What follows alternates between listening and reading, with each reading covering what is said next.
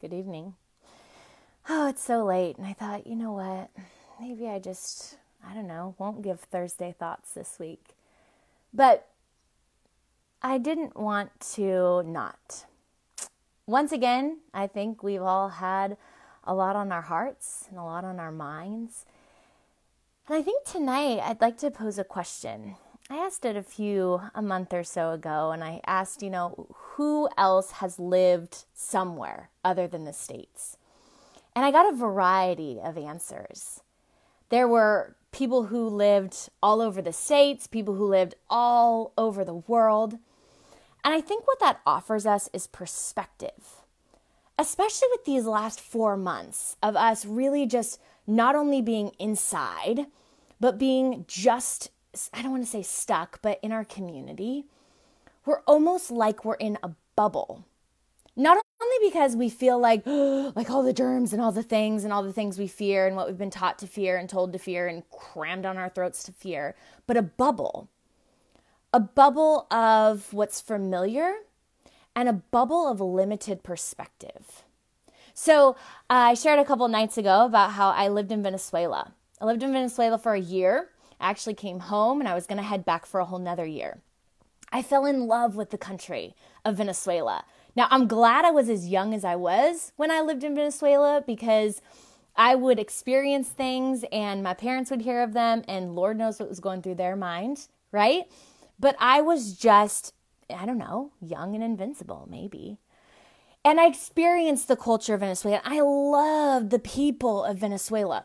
But I also knew that things there were not as great as America. And if you're one of my Venezuelan friends, right, you know this to be true. Other countries look at America and they want to go there. They want to be there. They want to live there. And don't buy into the fact that it's because they think our culture is perfect. It isn't about a people or a race. It is about dare I say, an ideology. Because do you know what you can do in this country? You can come here with nothing and you can build your dreams doing what you love and build it into whatever you want. You can be a mother or a father that just wants more for your kids, work 2 or 3 jobs to put them through school, to put them through a higher education so that they can then pursue. The American dream is real. And other countries recognize what we have in freedom, recognize the thought that we possess. They recognize the opportunity of this land. And yet, how many of us have been stuck in a bubble that we don't realize how good it is here, that we don't realize that while we are not perfect as a nation, we should absolutely recognize the opportunity and the freedoms that we could, piss away and have started to do so. What is this saying? Give up your freedom for safety and you don't deserve freedom at all. I know I just misquoted that. The point is, give me liberty or give me death. And that isn't me saying that I don't care about your well-being or my well-being. In fact, it's the exact opposite. It's that you right here have the absolute freedom to do whatever is best for you, for yours, so that you can live true to who you are, what you're creating, and the American dream that every single person would kill for. Now, let me take a step back and say, I hope wherever you're listening from, which I'm guessing is from the States, but if you are one of my international friends, I guarantee you love your nation. I guarantee you feel pride for it, as you should. But let me tell you what I witnessed in Venezuela.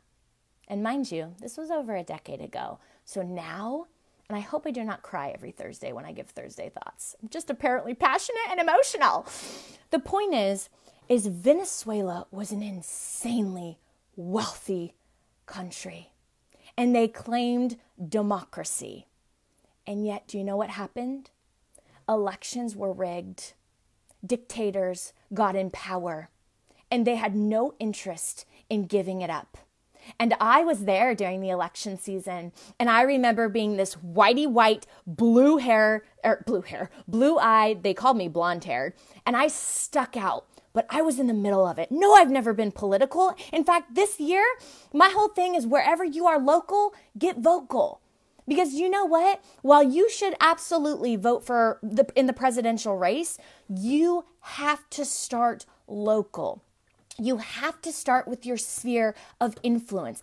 Get involved locally. So funny story, my husband could really care less about politics. And he went to, I think it was like a county commissioners meeting. And at first he shows up and they said, "Sir, you can't come here." And he said, "That's against my First Amendment right."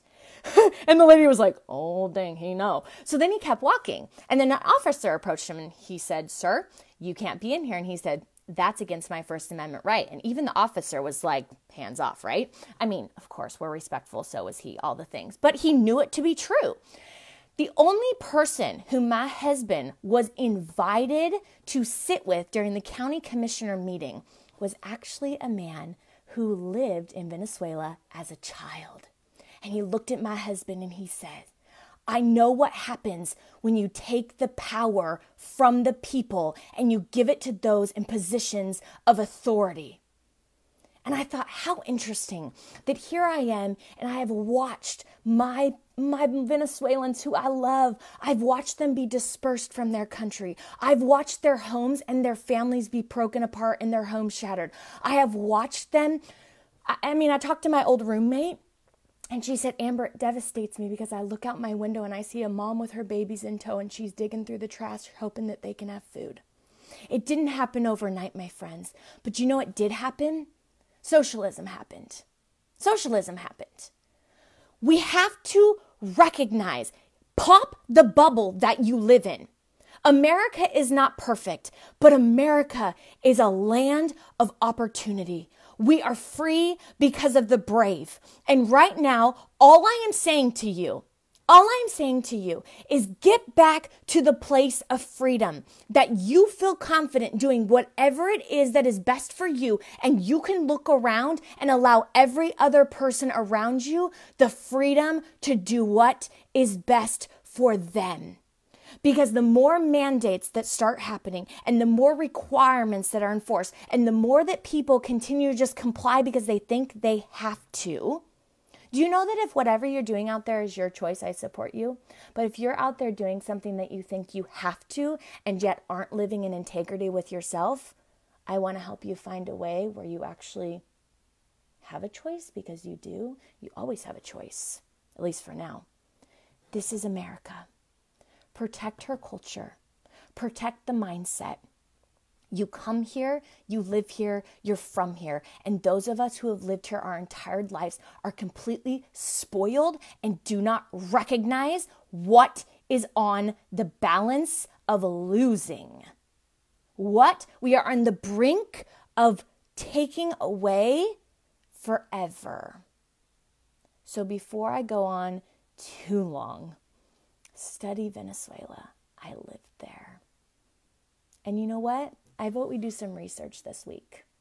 I do. You want to know? You're going to do your own research. 1, you're going to talk to a daycare worker that you trust. Daycares have been open this entire time. Go ahead. Talk to them. How have the kids been? How have the staff been? Why aren't the schools opening? Talk to a daycare worker. How have they been? Okay? Secondly, I want you to talk to somebody who works at a bank. Somebody you trust. Ask them, is there a coin shortage? Is there a reason for not using money and monetary cash? You do your own research. My friends, gone are the days of just believing what you're fed. In fact, dare I say, that might just be our problem. We have bought into exactly what we are taught from the textbooks in the schools, and they have their own agenda for our brains. So dig a little deeper, search a little harder, and recognize we are in a nation that is rich with opportunity, with a mindset of freedom and choice and goodness for all. for all, every single one of us, God-given rights. Because we are God-given, creation-inspired, incredibly divine beings. So, do your research this week, and if nothing else, research the history of Venezuela, because it is the most beautiful country, rich, or it used to be, and now it is in deep, dire despair. And I refuse to sit quietly in my own nation and let it happen here.